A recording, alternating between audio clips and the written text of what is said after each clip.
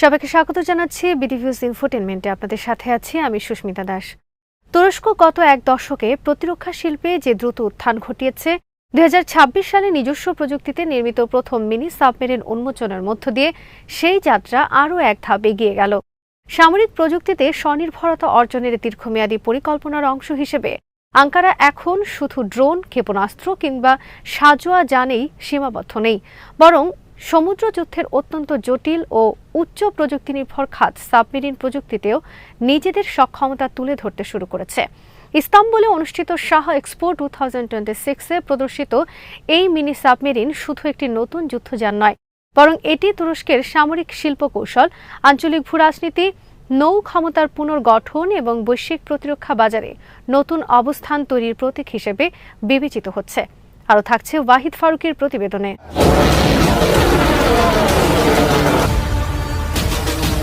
বিশ্বের সামরিক শক্তিগুলোর কাছে সাবমেরিন সবসময় একটি বিশেষ কৌশলগত অস্ত্র, কারণ পানির নিচে দীর্ঘ সময় গোপনে অবস্থান করে আঘাত হানার ক্ষমতা যে কোনো দেশের নৌবাহিনীকে বহুগুণ শক্তিশালী করে তোলে।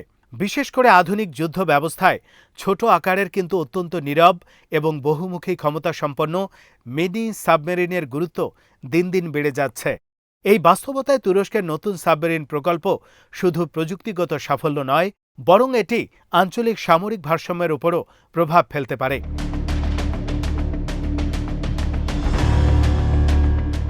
14 এপ্রিল 2026 সালে কারামুরসেলের উপকূলে এই সাবমেরিনের প্রথম ডাইভ ট্রায়াল সফলভাবে সম্পন্ন হওয়ার খবর প্রকাশের পর থেকেই আন্তর্জাতিক প্রতিরক্ষা বিশ্লেষকদের নজর পড়ে প্রকল্পটির দিকে। কারণ সাবমেরিন প্রযুক্তি এমন একটি ক্ষেত্র যেখানে বিশ্বের খুব অল্প কয়েকটি দেশ পূর্ণাঙ্গ সক্ষমতা অর্জন করতে পেরেছে। একটি সাবমেরিনকে কার্যকরভাবে পরিচালনা করতে হলে শুধু ইঞ্জিনিয়ারিং দক্ষতা নয়, উন্নত সেন্সর প্রযুক্তি, নীরব প্রপালশন ব্যবস্থা, অস্ত্র সংযুক্তিকরণ, গভীর সমুদ্র নেভিগেশন এবং দীর্ঘমেয়াদী নিরাপত্তা ব্যবস্থার সমন্বয় প্রয়োজন হয়। তুরস্কের নতুন মিনি সাবমেরিন এই জটিল প্রযুক্তিগত সমন্বয়ের একটি বাস্তব উদাহরণ।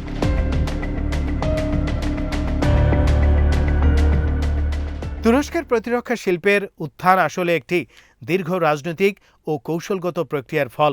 1974 সালে সাইপ্রাস অভিযানের পর পশ্চিমা নিষেধাজ্ঞার অভিজ্ঞতা আঙ্কারাকে বুঝিয়ে দিয়েছিল যে বিদেশি অস্ত্র নির্ভরতা জাতীয় নিরাপত্তার জন্য বড় ঝুঁকি। এরপর ধীরে ধীরে দেশটি নিজস্ব প্রতিরক্ষা শিল্প গড়ে তোলার দিকে মনোযোগ দেয়। বিশেষ করে প্রেসিডেন্ট রিসেপ তাইপ এরদোয়ান ক্ষমতায় আসার পর প্রতিরক্ষা খাতে ব্যাপক বিনিয়োগ শুরু হয়। বর্তমানে তুরস্ক শুধু নিজেদের সামরিক প্রয়োজন পূরণ করছে না, বরং আন্তর্জাতিক বাজারেও এটি বড় অস্ত্র রপ্তানিকারক রাষ্ট্রে পরিণত হয়েছে।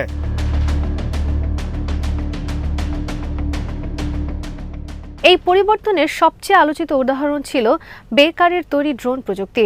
বেকার নির্মিত Bayraktar TB2 drone Libya, Syria, Nagorno Karabakh এবং ইউক্রেন যুদ্ধে ব্যাপকভাবে আলোচনায় আসে।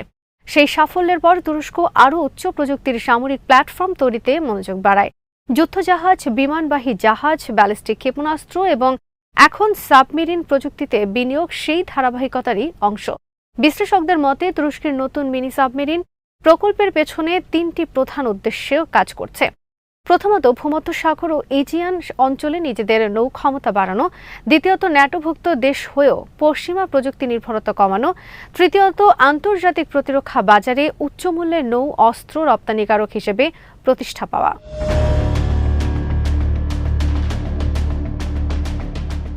মিনি সাবমেরিনের বিশেষত্ব হচ্ছে এগুলো আকারে ছোট হলেও অত্যন্ত কার্যকর। প্রচলিত বড় সাবমেরিন যেখানে দীর্ঘমেয়াদী কৌশলগত অভিযান পরিচালনা করে, সেখানে মিনি সাবমেরিন মূলত বিশেষ অভিযান, গোপন হামলা, উপকূলীয় যুদ্ধ এবং নজরদারির জন্য ব্যবহার করা হয়। ছোট আকারের কারণে এগুলো সহজে শনাক্ত করা কঠিন। এছাড়া অগভীর পানিতেও কার্যকরভাবে পরিচালনা করা যায়। ভূমধ্যসাগর, কৃষ্ণ সাগর এবং এজিয়ান সাগরের মতো অঞ্চলে এই ধরনের সাবমেরিন অত্যন্ত কার্যকর হতে পারে।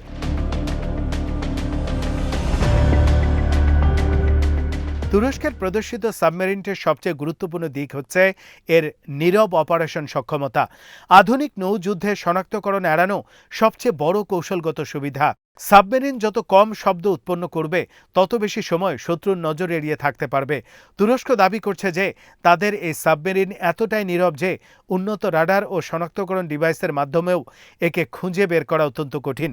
যদিও এই দাবি বাস্তবে কতটা কার্যকর তা ভবিষ্যতের পরীক্ষার উপর নির্ভর করবে, তবে প্রযুক্তিগত দিক থেকে এটি অত্যন্ত গুরুত্বপূর্ণ অগ্রগতি।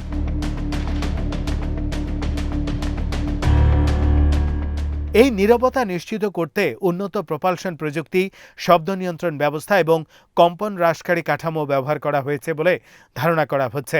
পাশাপাশি আসেলসানের মেরকান ইলেকট্রো অপটিক্যাল সেন্সর ও মেটাক্সানের সোনার প্রযুক্তি সাবমেরিনটির যুদ্ধ সক্ষমতাকে আরও উন্নত করেছে। আসেলসান এবং মেটাক্সান ডিফেন্স বর্তমানে তুরস্কের প্রতিরক্ষা প্রযুক্তির দুই গুরুত্বপূর্ণ স্তম্ভ হিসেবে বিবেচিত।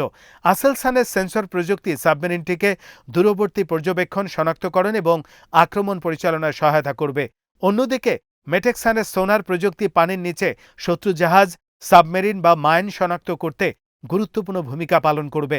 আধুনিক সাবমেরিন যুদ্ধে সেন্সর প্রযুক্তি প্রায় অস্ত্রের সমান গুরুত্বপূর্ণ, কারণ লক্ষ্যবস্তু আগে শনাক্ত করতে পারলে আক্রমণ ও প্রতিরক্ষার সুযোগ বহুগুণ বেড়ে যায়।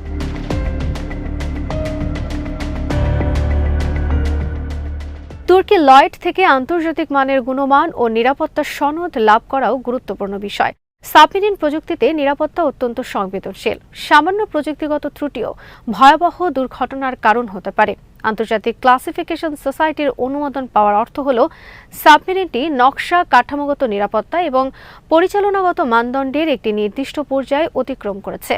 এই সাবমেরিনের আরেকটি বড় আকর্ষণ হল এর বহুমুখী অস্ত্র ব্যবস্থাপনা। তুরস্ক জানিয়েছে এটি বেকার ড্রোনের সঙ্গে সমন্বয় করে ইউএভি হামলা পরিচালনা করতে সক্ষম। এই ধারণা ভবিষ্যৎ নৌযুদ্ধের জন্য অত্যন্ত গুরুত্বপূর্ণ। বর্তমানে বিশ্বজুড়ে ম্যানড আনম্যানড টিমিং বা মানুষচালিত প্ল্যাটফর্মের সঙ্গে ড্রোন সমন্বিত যুদ্ধ ব্যবস্থা নিয়ে গবেষণা চলছে। একটি সাবমেরিন যদি পানির নিচে গোপনে অবস্থান করে আকাশে ড্রোন পরিচালনা করতে পারে, তাহলে তা শত্রুর জন্য বড় ধরনের কৌশলগত চ্যালেঞ্জ তৈরি করবে।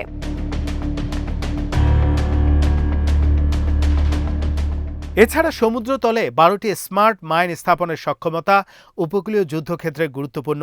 নৌযুদ্ধে মাইন অত্যন্ত কার্যকর ও কম খরচের অস্ত্র। গুরুত্বপূর্ণ সমুদ্রপথ বা বন্দর এলাকায় মাইন স্থাপন করে শত্রুর জাহাজ চলাচল বাধাগ্রস্ত করা যায়। যদি এই মাইনগুলো স্মার্ট প্রযুক্তি নির্ভর হয়, তবে সেগুলো নির্দিষ্ট লক্ষ্যবস্তু শনাক্ত করে সক্রিয় হতে পারে। সাবমেরিনটির টর্পেডো ও ক্ষেপণাস্ত্র বহনের সক্ষমতা উল্লেখযোগ্য। আকিয়া ও ওরকা টর্পেডো তুরস্কের নিজস্ব উন্নয়ন প্রকল্পের অংশ। রকেটসান নির্মিত আতামাকা ও চাকি ক্ষেপণাস্ত্র যুক্ত হওয়ায় সাবমেরিনটি শুধু প্রতিরক্ষামূলক নয়, আক্রমণাত্মক সামরিক প্ল্যাটফর্মেও পরিণত হয়েছে। বিশেষ করে আতামাকা ক্ষেপণাস্ত্রকে তুরস্কের হারপুন কিলার বলা হয়। এটি দীর্ঘপাল্লার অ্যান্টিশিপ মিসাইল হিসেবে বিবেচিত।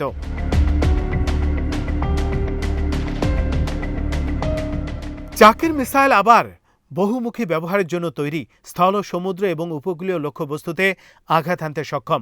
এই মিসাইল তুরস্কের নৌ সক্ষমতাকে আরও নমনীয় করে তুলবে। যদি মিনি সাবমেরিন থেকে এসব ক্ষেপণাস্ত্র কার্যকরভাবে উৎক্ষেপণ করা সম্ভব হয়, তাহলে এটি ছোট আকারের হলেও বড় যুদ্ধজাহাজের জন্য গুরুতর হুমকি হয়ে উঠতে পারে।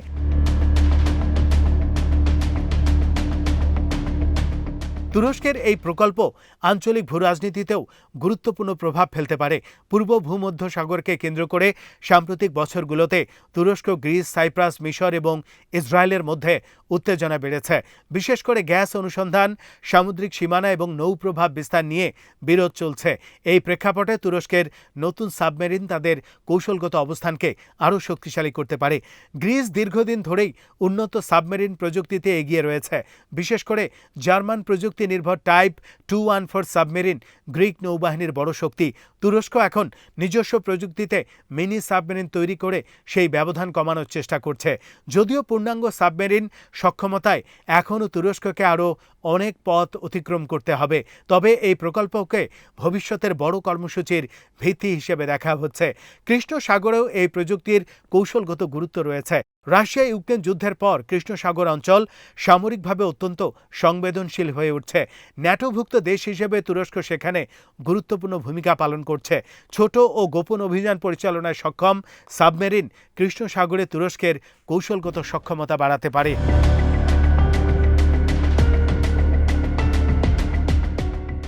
বিশ্ব প্রতিরক্ষা বাজারেও এর প্রভাব গুরুত্বপূর্ণ হতে পারে। বর্তমানে অনেক উন্নয়নশীল দেশ বড় ও ব্যয়বহুল সাবমেরিনের পরিবর্তে ছোট কিন্তু কার্যকর মিনি সাবমেরিনে আগ্রহ দেখাচ্ছে, কারণ এগুলোর পরিচালন ব্যয় তুলনামূলক কম এবং উপকূলীয় নিরাপত্তার জন্য কার্যকর। তুরস্ক যদি এই প্রযুক্তিকে তুলনামূলক কম দামে আন্তর্জাতিক বাজারে সরবরাহ করতে পারে, তাহলে এশিয়া, আফ্রিকা এবং মধ্যপ্রাচ্যের অনেক দেশের কাছে এটি আকর্ষণীয় হয়ে উঠতে পারে। তুরস্ক ইতিমধ্যে ড্রোন রপ্তানিতে উল্লেখযোগ্য সাফল্য পেয়েছে। একই কৌশল তারা নৌ প্রতিরক্ষা শিল্পেও প্রয়োগ করতে চায়। দেশটি এমন সব রাষ্ট্রকে লক্ষ্য করছে যারা পশ্চিমা অস্ত্রের রাজনৈতিক শর্ত বা উচ্চ মূল্যের কারণে বিকল্প হচ্ছে। তুরস্কের প্রতিরক্ষা শিল্পের বড় সুবিধা হলো তারা তুলনামূলক কম খরচে আধুনিক প্রযুক্তি সরবরাহ করতে পারে।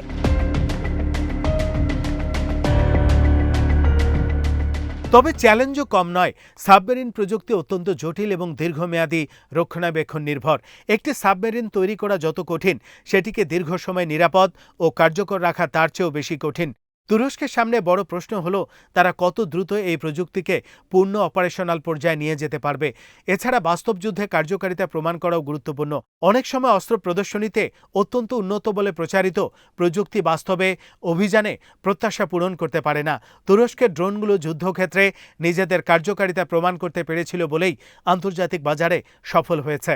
মিনি সাবমেরিনের ক্ষেত্রেও একই বাস্তবতা প্রযোজ্য হবে।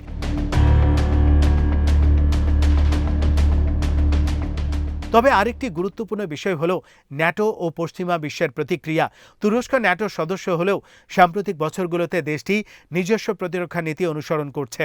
রাশিয়ার S-400 কেনা থেকে শুরু করে স্বাধীন সামরিক কর্মসূচি গ্রহণ পর্যন্ত বিভিন্ন কারণে আঙ্কারা ও পশ্চিমা মিত্রদের মধ্যে টানাপোড়েন তৈরি হয়েছে। নিজস্ব সাবমেরিন প্রযুক্তির উন্নয়নে সেই স্বাধীন কৌশলগত অবস্থানেরই অংশ। চীন, দক্ষিণ কোরিয়া এবং ইরানের মতো দেশও ছোট সাবমেরিন প্রযুক্তিতে বিনিয়োগ বাড়াচ্ছে। ফলে ভবিষ্যতে মিনি সাবমেরিন বাজারে প্রতিযোগিতা আরও বাড়তে পারে।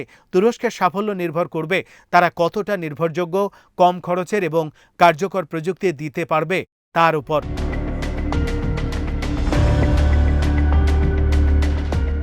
সামরিক বিশ্লেষকদের মতে ভবিষ্যতে যুদ্ধ ব্যবস্থায় ছোট, দ্রুত ও নেটওয়ার্ক কেন্দ্রিক প্ল্যাটফর্মের গুরুত্ব বাড়বে। বড় যুদ্ধজাহাজ বা বিমানবাহী রণতরী সহজে শনাক্ত হওয়ায় এখন অনেক দেশ ছোট কিন্তু প্রাণঘাতী অস্ত্র ব্যবস্থার দিকে ঝুঁকে পড়ছে। তুরস্কের মিনি সাবমেরিন সেই বৈশ্বিক প্রবণতার সঙ্গেই সামঞ্জস্যপূর্ণ।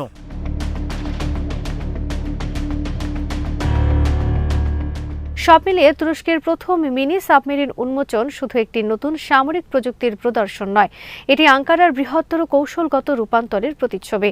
ড্রোন বিপ্লবের পর এখন সমুদ্র যুদ্ধের ক্ষেত্রেও নিজেদের উপস্থিতি জানান দিতে চায় তুরস্ক। যদি দেশটি সফলভাবে এই প্রকল্পকে পূর্ণাঙ্গ অপারেশনাল সক্ষমতায় নিয়ে যেতে পারে, তাহলে ভবিষ্যতে বৈশ্বিক প্রতিরক্ষা শিল্পে তুরস্কের অবস্থান আরও শক্তিশালী হবে।